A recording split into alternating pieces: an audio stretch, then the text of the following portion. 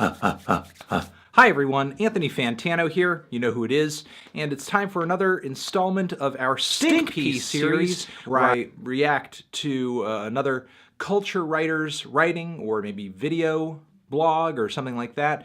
And today I'm going to be talking about a recently released piece of work by a writer and a commentator for the website Infowars, Mr. Paul Joseph Watson. This guy hails from the UK, and he is no stranger to controversy, with a lot of his videos being about hot-button topics such as terrorism and immigration and Black Lives Matter and social justice. I've been watching his videos for a while. I find him pretty entertaining, even if I disagree with a great deal of what he says. He's essentially the Onision of the red pill community, and he recently dropped a video called The Truth About Popular Culture. It's not the first time he's spoken on this topic, specifically popular music, but this is definitely his longest and shittiest video on the subject. Popular culture is more vulgar, vapid, self-absorbed, hedonistic, and dehumanizing than at any other time in living memory. I can feel the red pills raining down on me. The red pill rain is coming. He's about to drop a truth bomb, everybody. From here in the video, Paul decries how much of a talentless shit show popular culture has become,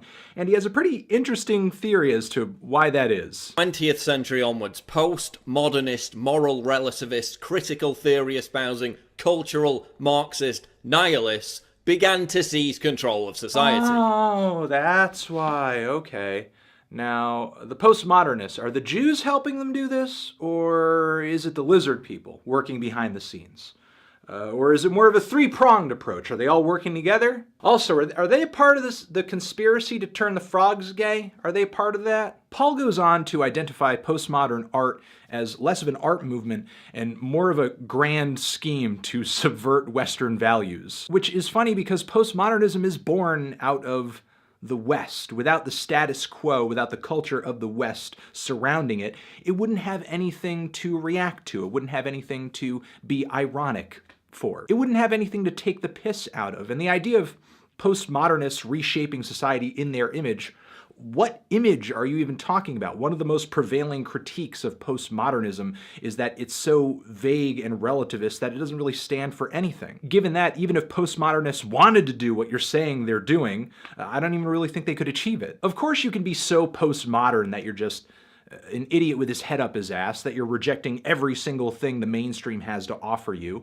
But in moderation, it can expand new avenues for expression and ideas. If it wasn't for postmodern and abstract art movements, we'd all go to art galleries and still look at a bunch of fucking still lifes and portraits, you know? Which are cool, but, you know, variety and evolution and new ideas are cool too. Plus loads of artists like Lou Reed, especially on albums like Metal Machine Music or The Beatles, Number 9, have incorporated abstract and postmodernist musical and artistic ideas into their works and enhanced them, made them more intriguing. Plus there's a plethora of postmodern minimalist composers who have made some incredible music over the years. I don't think there's an art fan, postmodern or just modern, that would argue that Philip Glass isn't an amazing, brilliant, talented artist and composer. Plus, you know, punk music and art rock share quite a bit in common philosophically with postmodernism, and we know how much you love punk, Paul. You're such a true punk. Television. TV's endless portrayal of broken families, emasculated male figures, and aberrant, nihilistic, droog-like youths. The stars of so-called reality television are virtually always narcissistic, amoral, and borderline insane.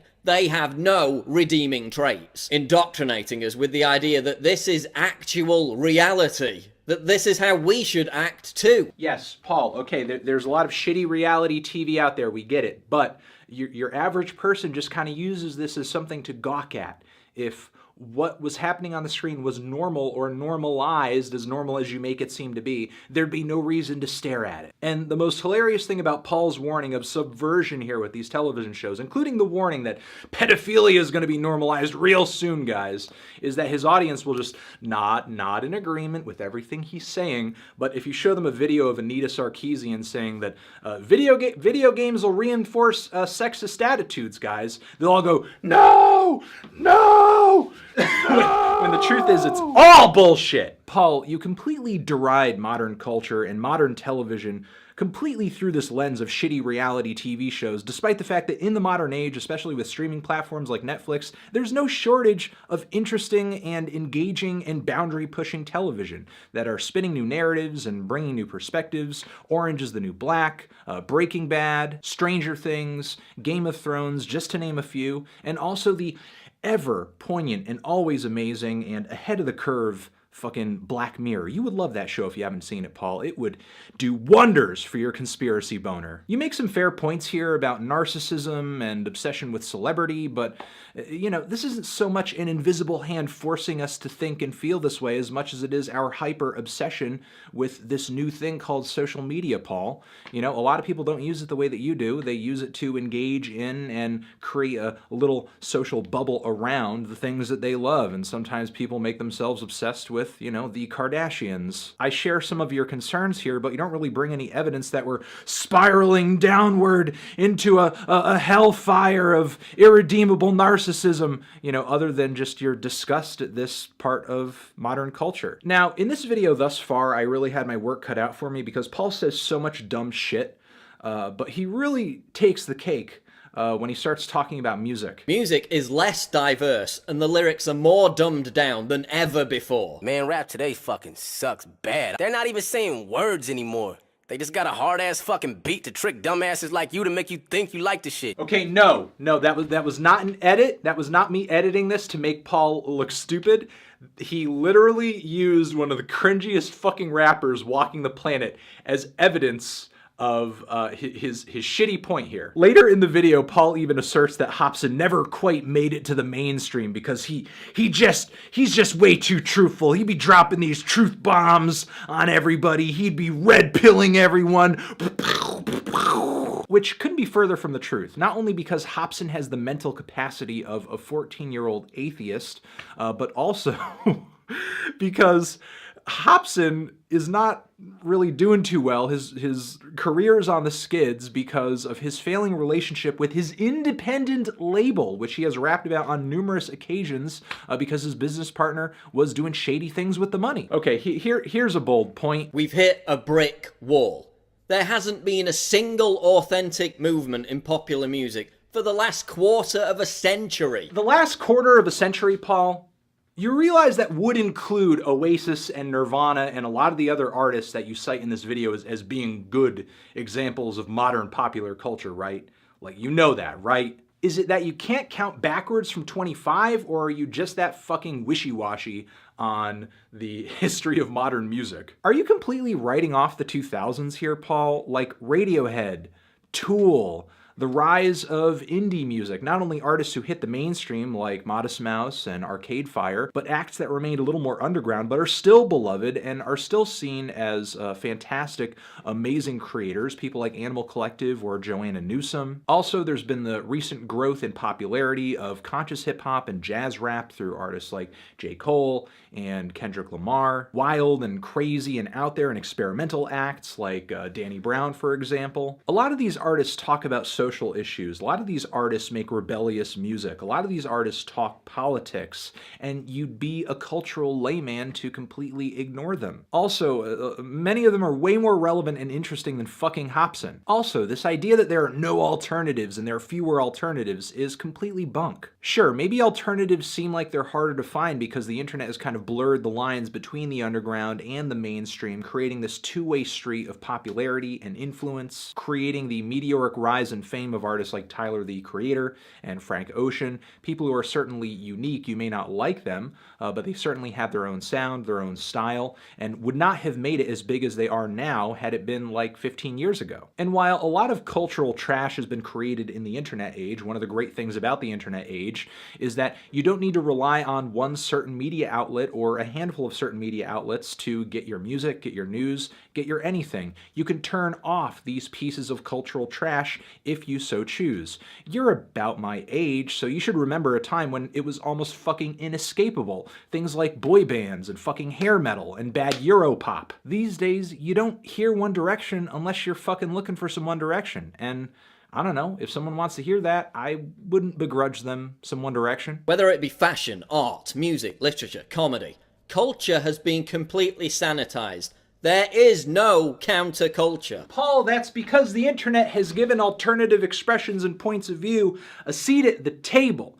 You are here on your YouTube channel giving silly, uninformed opinions about art, and you couldn't do this 15 years ago, Paul. There's no reason to bitterly rattle your sabers at the castle walls of the mainstream anymore because the walls have been torn down and we're all just kind of free-flowingly commiserating and consuming the art and the media that we want to, at the pace that we want to, when we want to, where we want to. However, the trade-off there, though, is less tangible counterculture because we're no longer as organized. You know, it's not the insiders versus the outsiders. It's kind of this weird grayscale now. Everybody's kind of amorphously appealing to their own little niches. You should know this better than anyone. And yet you're being really intellectually dishonest here, Paul, actually throughout the entire video. Also, how are you going to shit on Miley Cyrus for her raunchy stage show, but then put Marilyn Manson on this pedestal like, oh, he was counterculture, he was goth? I watched that man in high school on stage at Ozfest sodomize himself with a water bottle. Manson was doing edgy, nasty, disgusting things on stage too.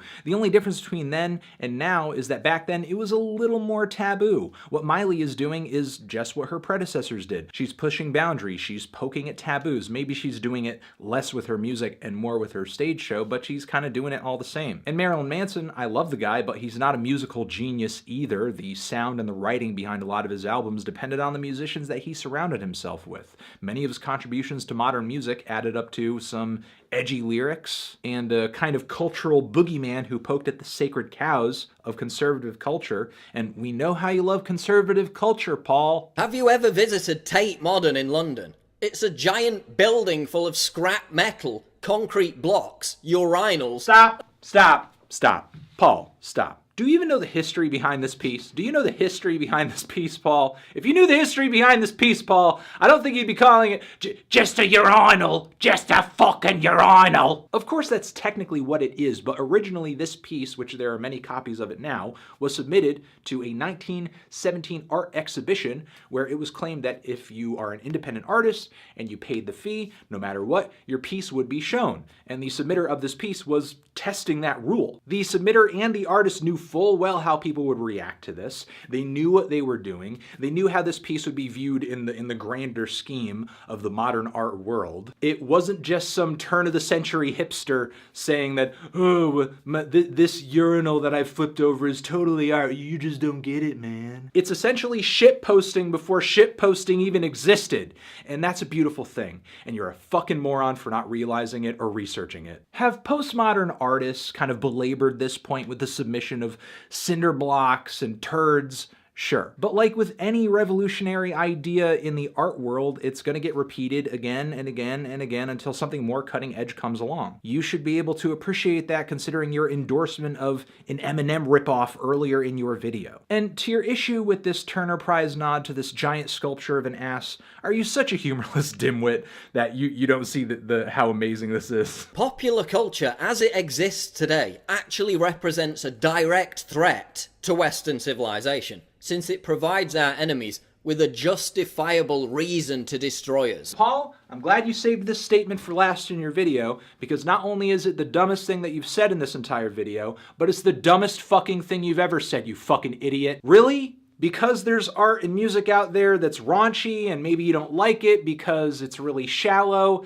that's justifiable means for religious extremists to attack people in the West? Are you serious? So if ISIS orchestrates an attack because of Miley Cyrus, you're just like, meh. If hypersexualized music videos are reasons for ISIS to attack us, why not other things that they don't like? What if a gay person wants to write a song about being gay? Or what if a woman wants to write a television show about going to the grocery store by herself? Paul, if you really think what you just said here, you're just as stupid and as extreme as the terrorist boogeyman that you dangle in front of your audience every other video. Okay, to finish off this video, let's recap. You don't know what postmodern art is. You don't know what punk is.